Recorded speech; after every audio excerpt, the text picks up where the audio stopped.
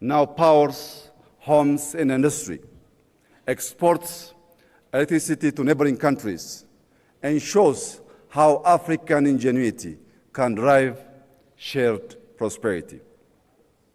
Across Africa, rivers can become engines of stability when governed for shared benefit. On our land, targeted policy and innovation have enabled wheat self-sufficiency, and large-scale industrial investments are moving us from dependency to production. Excellencies, today, many African economies are among the fastest growing in the world. Projections show that Africa's growth will be on par, if not above, that of Asia. This is a rare convergence in modern economic history. In Ethiopia, we expect growth of 10.2% by the end of this year. Over the next 25 years, we aim to move from a low-income economy to a globally competitive one, anchored in productivity, industrialization, innovation, and quality jobs. Yet, growth alone is not enough. Our greatest wealth is our people. By 2035, Africa will add more young people to the global workforce than the rest of the world combined. This demographic reality must be harnessed with purpose. Numbers alone will not deliver prosperity.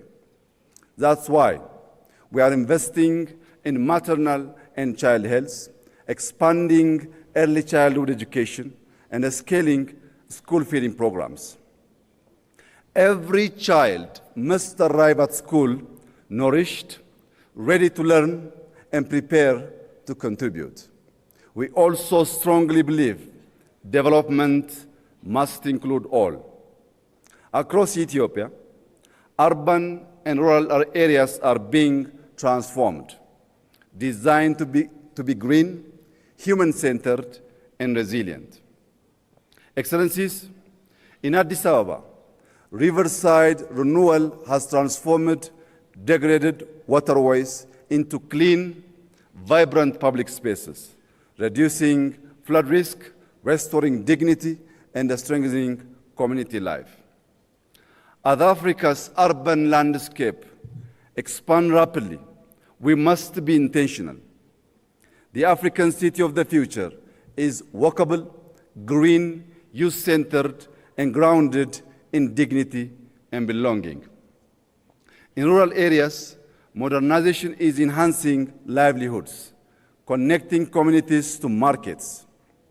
This integrated approach links development with climate stewardship. One expression of this is the Green Legacy Initiative. We have planted more than 48 billion trees, restoring ecosystems and building a living legacy for future generations. Yet, the global development pathway has come at immense environmental costs borne by communities far beyond those responsible. Therefore, climate action must be anchored in justice and equity, aligning finance, technology, and partnership to enable Africa to thrive. In this spirit, we hosted the second Africa Climate Summit, and we are preparing to host COP32, ensuring Africa speaks with one voice and presents solutions to the globe. This same principle of integration guides our technological transformation. Under Digital Ethiopia 2030, we're building digital public infrastructure that places citizens at the center of service delivery. By linking FIDA, our national digital ID, with payment systems and the massive data exchange, we enable secure access to services, seamless transactions, and responsible data sharing, fostering trust and driving our economy forward. In 2020, Ethiopia established Africa's first artificial intelligence institute. Building on this foundation, we are preparing to launch an AI university anchored in the Ethiopian philosophy of Maddamer, synergy through purposeful collaboration. This institution will unite human values with machine intelligence, local context with global relevance, and scientific rigor with applied impact. It will ensure technology drives growth and position Africa as a global contributor in the age of intelligence. Ethiopia is also continuing to invest in connectivity. Through Ethiopian Airlines, we connect people, link markets, and move goods. To sustain this momentum, we are building Africa's largest airport, a next-generation gateway that will anchor our continent in global value chain.